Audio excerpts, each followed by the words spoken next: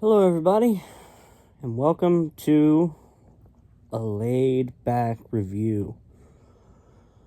Oh my god.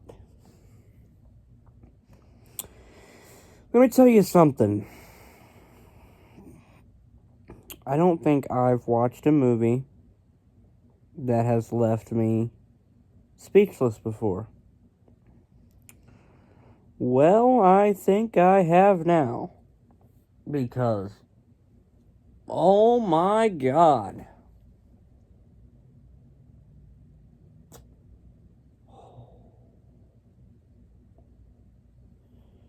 This is going to be my review for The Dark Knight. The Dark Knight was released in 2008, and it was directed by Christopher Nolan. And boy, when I tell you that this is one of the best movies I've ever seen, I'm not lying. Not at all. This movie surprised me in so many ways. I don't even know where to begin. So, the movie takes place not long after the events of Batman Begins. And let me tell you right now, I like Batman Begins, but I don't think it's an amazing movie. I found myself extremely bored for like the first probably hour and 20 minutes of the film. And with The Dark Knight, I was not bored for 1 second of this movie. It lives up to all the hype. That's all I'll say about that. And as soon as I am done filming this review, I'm going to watch The Dark Knight Rises immediately because I'm curious to know how this trilogy wraps up. Now, I've heard people say that The Dark Knight Rises is the weakest of the trilogy. Now, obviously I don't know because I haven't seen it yet, but if it's just as good, or even if it's not just as good, if it's just about the same, then it probably beats Batman Begins by a long shot, because like I said before, the first hour and 20 minutes of Batman Begins was boring as hell to me. I almost fell asleep trying to watch it the first time I watched it. The second time I watched it with my mom, and I was still bored. I don't know what the fucking deal was, but the pace, it takes forever for that movie to get going. And I understand that they're trying to do Batman's backstory and all that other bullshit, but we already know Batman's backstory. We don't need it. But like I said, the movie was okay, and this was about 1,000,000 times better. So, like I said, the story takes place not long after Batman Begins, where we find out that there's a string of bank robberies, and that's how the movie starts up. It starts off with a bank robbery by the Joker. And Joker gets away, and by the way, Heath Ledger, rest in peace. Heath Ledger's Joker was absolutely incredible. I loved it. I loved his Joker. I thought it was great. I'm just trying to think about what to say. Like, every time I do one of these movie reviews, I don't take any notes, so I don't know where I'm gonna go with this.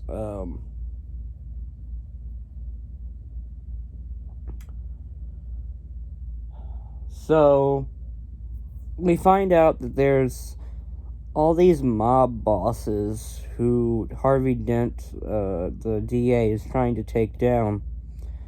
And the Joker ends up working with them. a lot of crazy shit happens in this movie. It was almost too much. I was just like, what the hell is happening? Like, this movie is, like, once it gets going, it does not stop. Like, not for a second. This is one of the most action-packed DC movies I've ever seen. And that's what I love about it. I love action movies. I love superhero movies. And, there's always this debate whether Marvel versus DC, which is better? I like them both. I'm not gonna to try to even compare the two, because they're two totally different properties, two totally different flavors, I would say, if that's what you want to call it. But yeah, they're both good. They both have their faults, and they both have their highs. And I will say this, Marvel, sometimes they could be lacking in seriousness. Let's say that. Let's just say lacking in seriousness, if that's a thing. And what I mean by that is a lot of DC films are dark, and I mean really dark. Like, the tone is just pitch black. For example, this movie is a great example of that. This movie is going for ultra dark, violent, gritty, fucked up. There is no moments in this movie that I would say is funny, with the exception of maybe a few lines from the Joker, but even that, everything is just played up as super serious. And if you're not into that, which I know that a lot of people that are fans of Marvel are not a big fan of the fact that DC takes themselves way too seriously when it comes to movies. With the exception of Suicide Squad, which I love that movie, but I know there's a lot of people out there that cannot stand the David Ayer's Suicide Squad from 2016. But I think that was a great movie. Anyway, I'm starting to get off topic here. I'm just rambling on. It's already been 8 minutes.